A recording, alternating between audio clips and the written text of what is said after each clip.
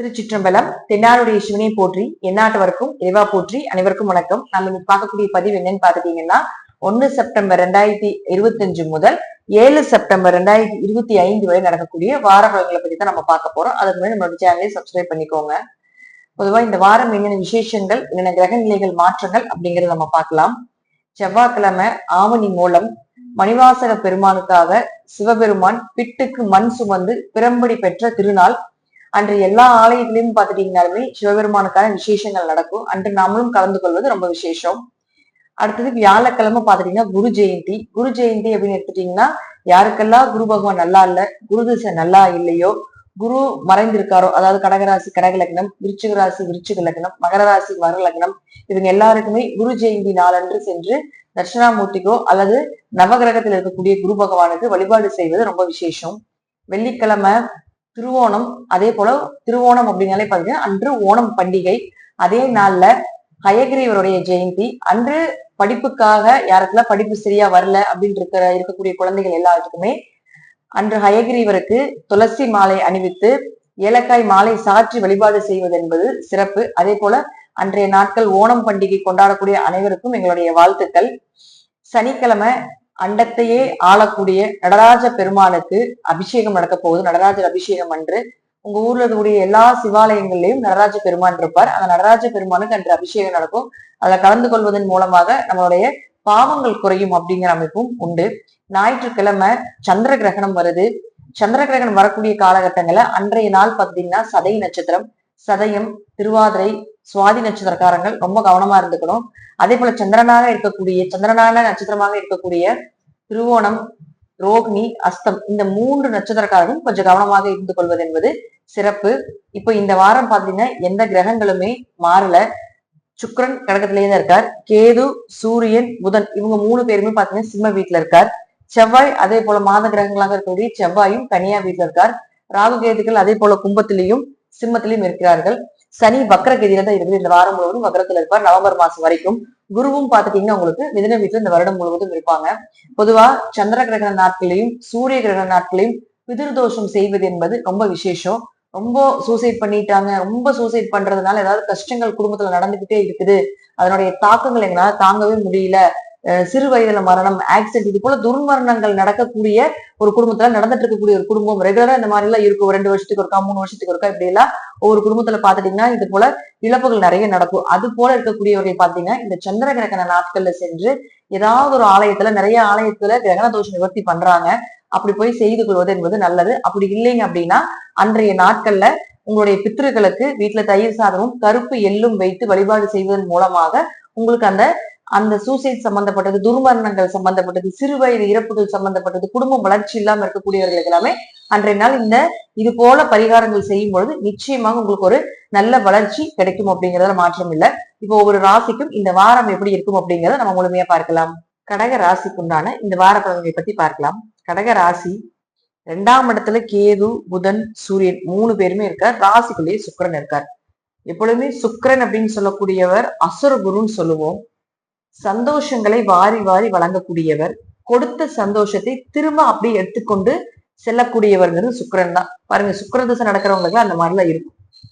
அப்போ ராசிக்குள்ளேயே சுக்கிரன் இருக்கும் பொழுது இந்த வாரம் ஒரு சுபபோக வாழ்க்கை, ஒரு சந்தோஷங்கள், ஒரு மகிழ்ச்சி, ஒரு பண வரவு, வீடு மனை சொத்துக்கள், ஏன்னா அவர் உங்களுக்கு 4-11ஆம் அதிபதி.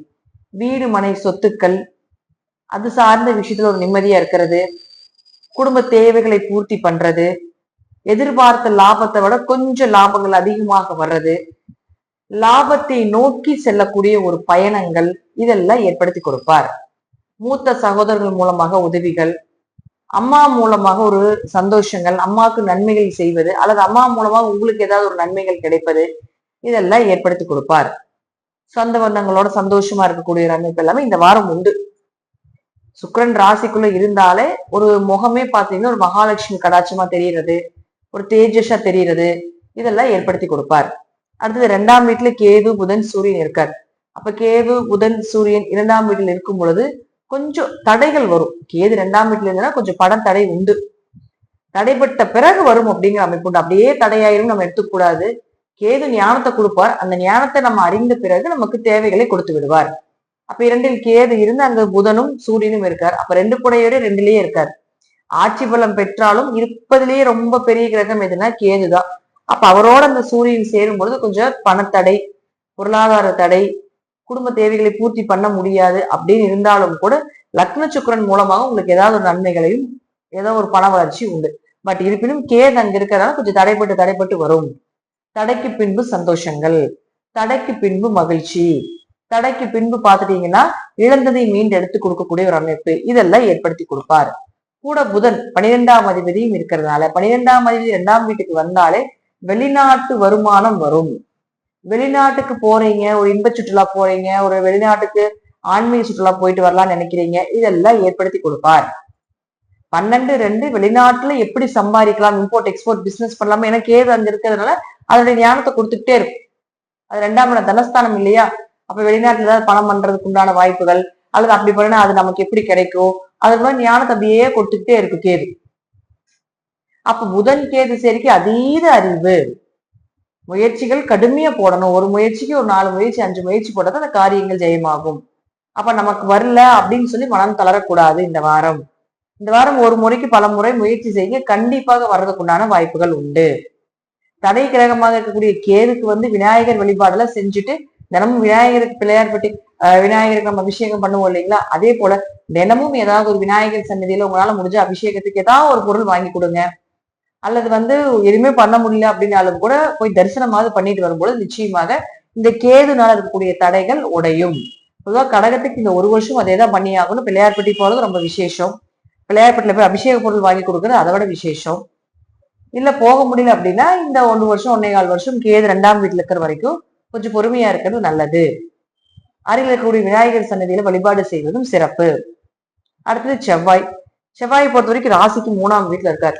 ராசிக்கு 3ல் செவ்வாய் இருக்கக்கூடிய காலகட்டங்கள்ல கண்டிப்பாக உங்களுக்கு தைரியங்கள் அதிகமாகும். சகோதரர்கள் மூலமாக ஒற்றுமை ஏற்படும். எது வந்தாலும் பாத்துக்கலாம். ஏன்னா தைரிய கிரகமே செவ்வாய் தான். அவர் போய் 3ஆம் இடம்னு சொல்லக்கூடிய தைரியஸ்தானத்துல இருக்காரு. அப்ப எது வந்தாலும் பாத்துக்கலாம், எது வந்தாலும் தைரியமா போராடலாம். ஏன்னா சனி பாக்குது, சனி பார்த்தா போராட்டம் அர்த்தம். அப்போ தைரியமாக போராடலாம். எதை சார்ந்த விஷயத்துல நம்மளால வெற்றி பெற முடியும் அப்படிங்கிற ஒரு அதீத சிந்தனையும் அதீத தைரியத்தையும் நிச்சயமாக ஏற்படுத்தி கொடுப்பார். கடகத்தை பொறுத்த வரைக்கும் இந்த வாரம் நன்மைகள் அதிகமாக இருக்கு, சந்தோஷங்களும் அதிகமாக இருக்கு. எதை செய்தாலும் கொஞ்சம் பொறுமையாக யோசிச்சு செய்வது நல்லது. கேது தடை உடைச்சிட்டீங்கனாலே உங்களுக்கு நன்மைகள் அப்படிங்கிறது நிச்சயமா உண்டு. அதுல எந்த மாற்று கருத்துக்களும் கிடையாது. சனி வக்கரகதியில் இருக்கிறதுனால கொஞ்சம் கவனமா இருந்துக்கோங்க. உங்க ஜாதகத்துல சனி வக்கரமாக இருந்தால் யோக பலனையும், சனி வக்கரமாக இல்லை என்றால் உங்களுக்கு கொஞ்சம் மிதமான பலன்களையும் கொடுக்கும் அப்படிங்கிற அமைப்பு உண்டு. ஜாதக ரீதியாக தசாபுத்திகள் ரீதியாக நான் சொல்லக்கூடிய கருத்துக்கள் சிறிது மாறுபடலாம். நன்றி. மீண்டும் ஒரு நல்ல பதிவை சந்திக்கலாம். திருச்சிற்றம்பலம், தில்லையம்பலம், ஸ்ரீ நரசிம்ம திருவிகளே சரணம்.